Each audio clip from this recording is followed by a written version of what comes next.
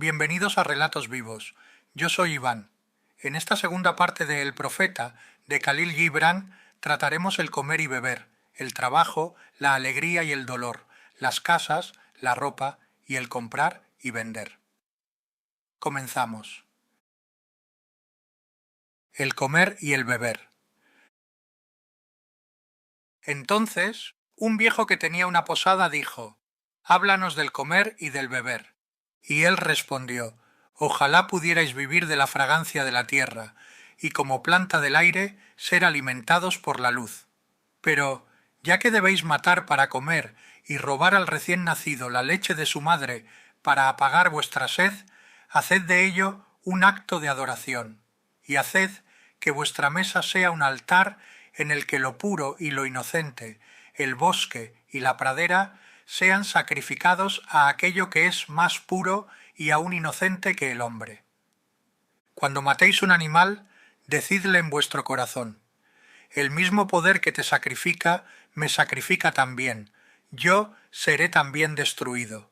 La misma ley que te entrega en mis manos, me entregará a mí en manos más poderosas. Tu sangre y mi sangre no son otra cosa que la savia que alimenta el árbol del cielo.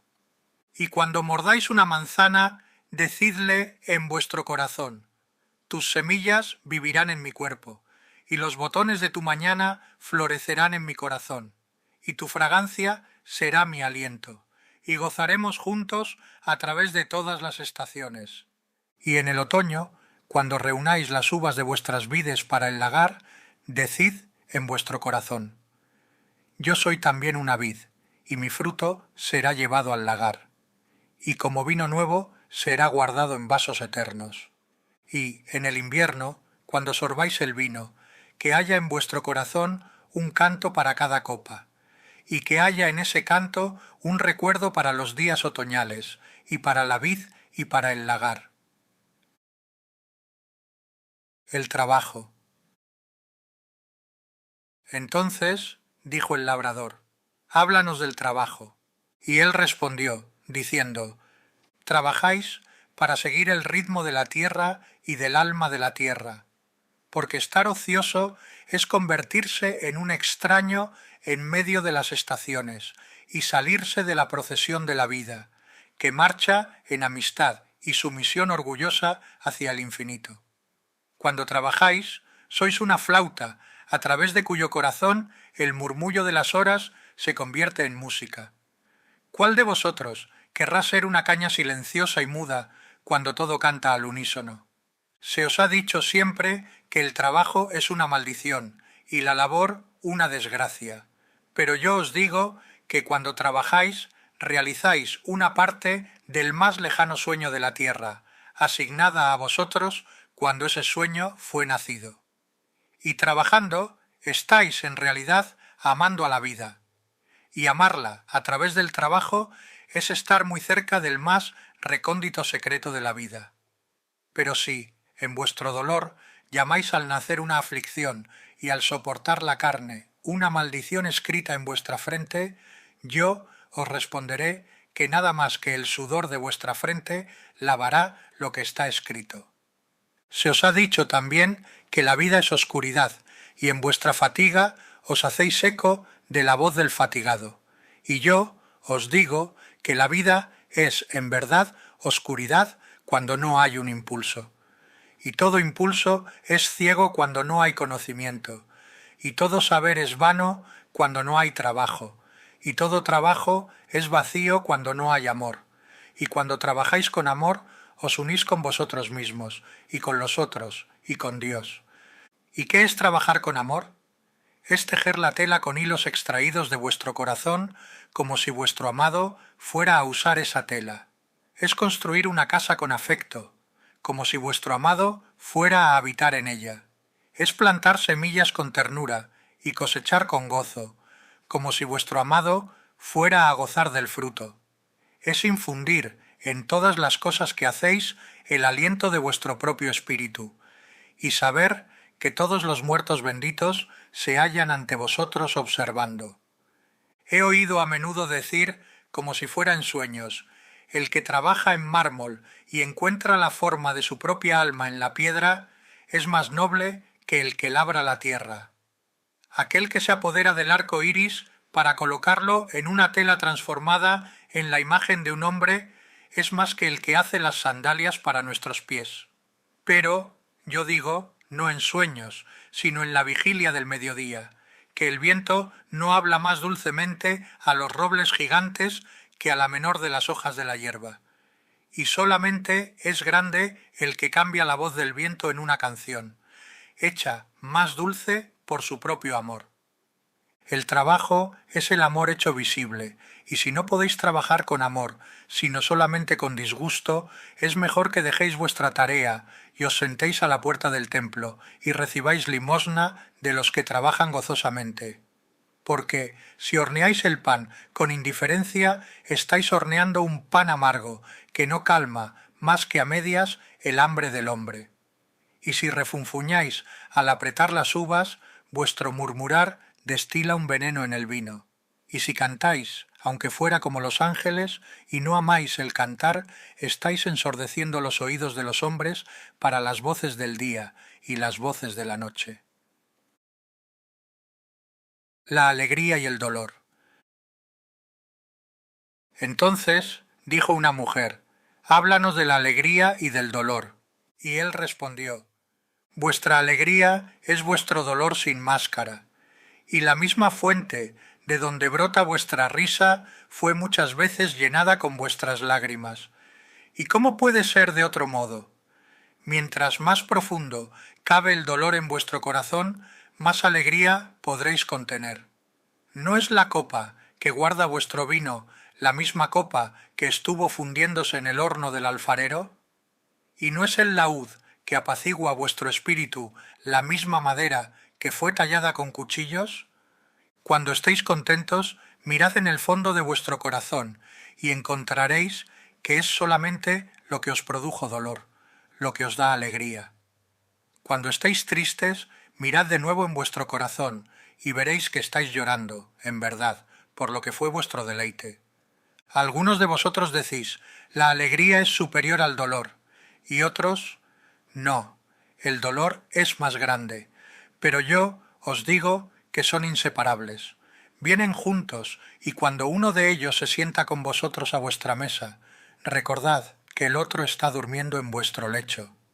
En verdad, estáis suspensos, como fiel de balanza, entre vuestra alegría y vuestro dolor. Solo cuando vacíos estáis quietos y equilibrados. Cuando el tesorero os levanta para pesar su oro y su plata, es necesario que vuestra alegría o vuestro dolor suban o bajen. Las casas. Un albañil entonces se adelantó y dijo, háblanos de las casas. Y él respondió diciendo, levantad con vuestra imaginación una enramada en el bosque antes que una casa dentro de las murallas de la ciudad. Porque, así como tendréis huéspedes en vuestro crepúsculo, así el peregrino en vosotros tenderá siempre hacia la distancia y la soledad. Vuestra casa es vuestro cuerpo grande.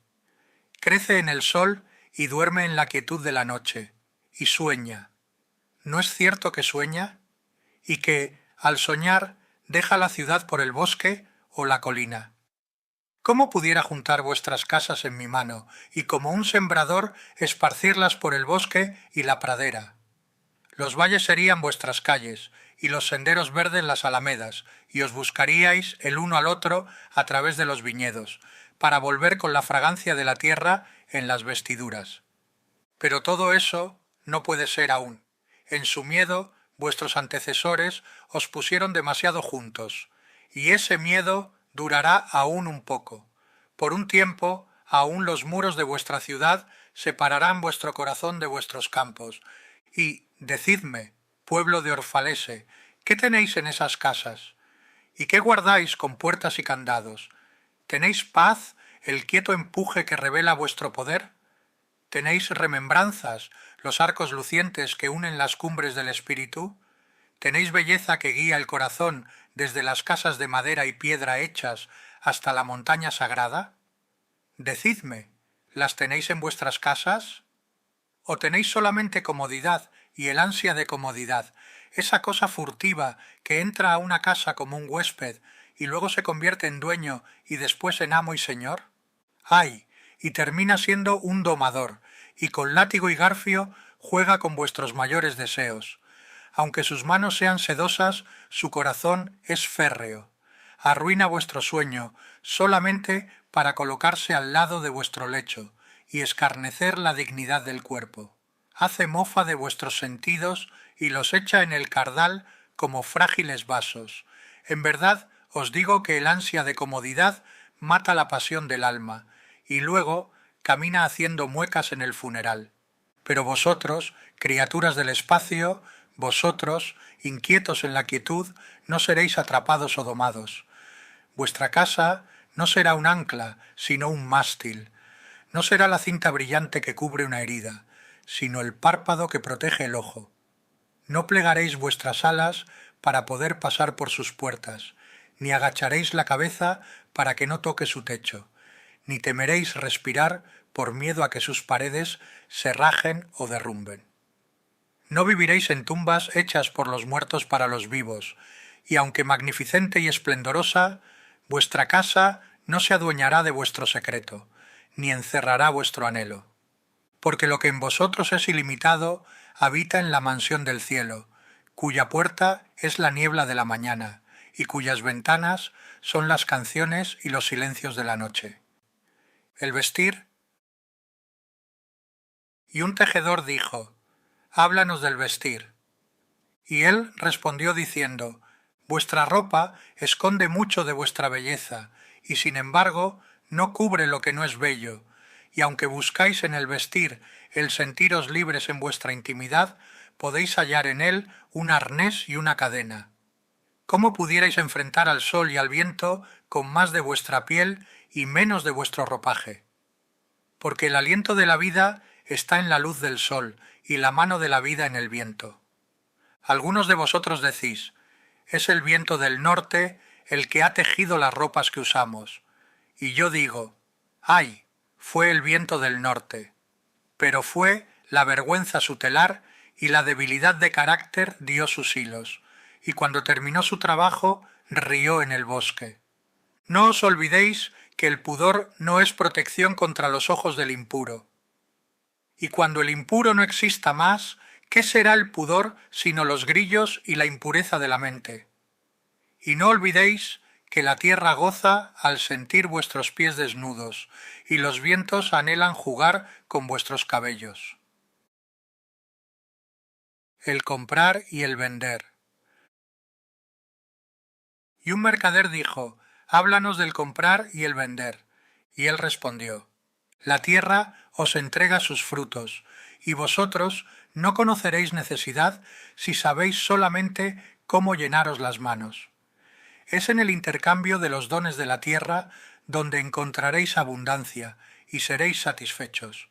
Pero, a menos que ese intercambio sea hecho con amor y bondadosa justicia, llevará a algunos a la codicia y a otros al hambre.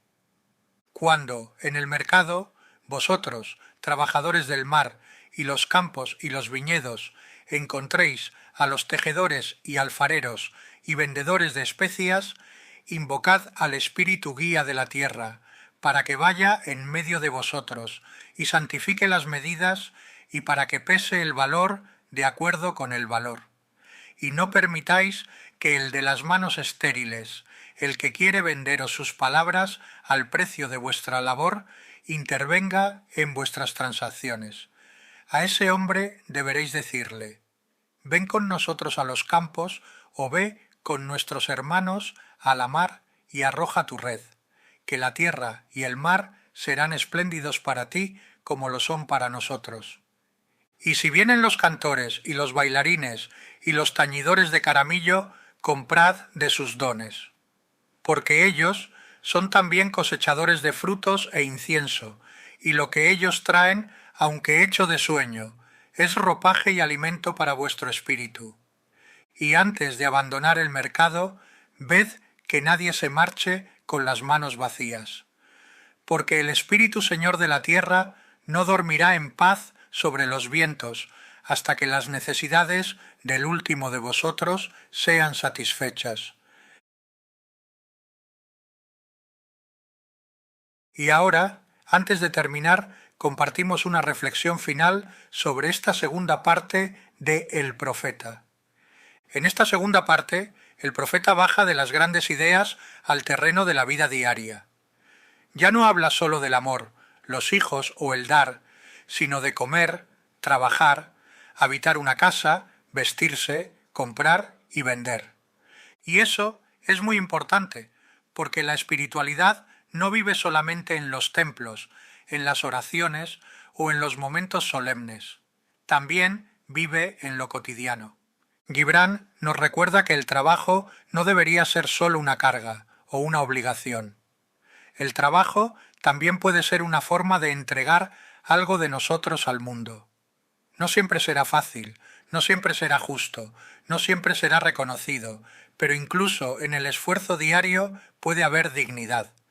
También habla de la alegría y el dolor como dos partes de una misma realidad. Muchas veces queremos una vida sin dolor, pero el dolor también abre profundidad.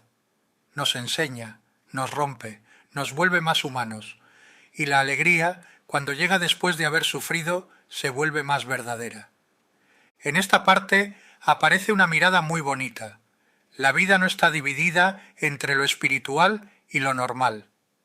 Todo puede tener alma si lo vivimos con conciencia. La casa puede ser refugio, pero también prisión si nos encierra. La ropa puede cubrirnos, pero también puede esconder quiénes somos. Comprar y vender puede ser una necesidad, pero también puede revelar nuestra relación con el deseo, la justicia y la medida. Esta segunda parte nos invita a preguntarnos algo muy sencillo y muy profundo. ¿Cómo vivimos lo de cada día? Porque al final, nuestra vida no está hecha solo de grandes momentos, está hecha de rutinas, trabajos, comidas, cansancios, pequeñas alegrías, dolores callados y decisiones sencillas. Y quizá ahí, en lo más común, también se encuentra lo más verdadero. Gracias por acompañarme en esta segunda parte de El Profeta. Si te gusta este tipo de contenido, suscríbete a Relatos Vivos y seguimos juntos en la tercera parte. Que tengas paz.